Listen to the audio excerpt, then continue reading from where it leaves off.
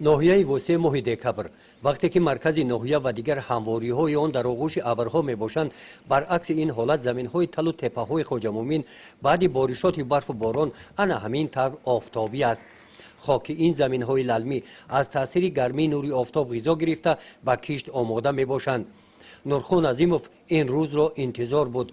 در این روزهای ماه دکبر چنین امکانیت قلای و مساعده که طبیعت به دهقان مهیا نموده است، اما که نورخان از آن عاقلانه استفاده کرد.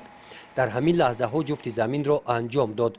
او با تجربه بای دهقانی اندیشه دارد که این شب و روز با جفت خوش صفت زمین از هر گونه علفهای بیگانه تازه می شود. امی زمین را ما در نمی شب و روز جفت میکردیم تا در خاک قاق می برومد.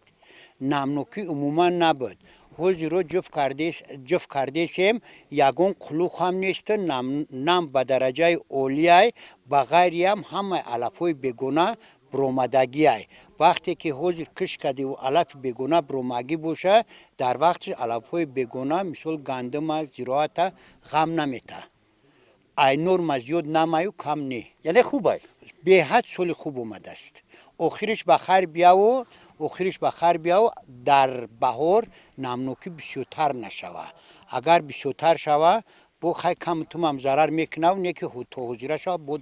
در تل و تپه های خواجه مومن نمک نورخان در مساحت 10 هکتار زمین های للمی گندم کارید. تخمی که حالا میکارد از حاصل سال گذشته همین زمین است.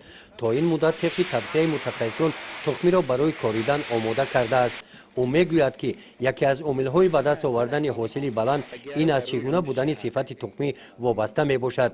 همین طور با استفاده ثمرناک از زمین‌های للمی سال گذشته مثل سال‌های پیشین به قدر 15 تا 17 سانتی حاصل به دست آورده است. در للما 15 سانتی 18 سانتی مثل 14 سانتی حاصل خوبه، برای که خراجاتش خیلی درجه کمتر است. زمین‌های اویده خیلی باید 30-40 تا بگیری، اینجا همین 15 و 17 حاصل معقول است. به حالت امروزه زمین نگاه کرده باوری دارد که این نوبت هم خیرمنش پربرکت خواهد بود. گزارش خواجه نظریف خدای نظر ظهوروف از ناحیه واسه برای برنامه اطلاعاتی نوید.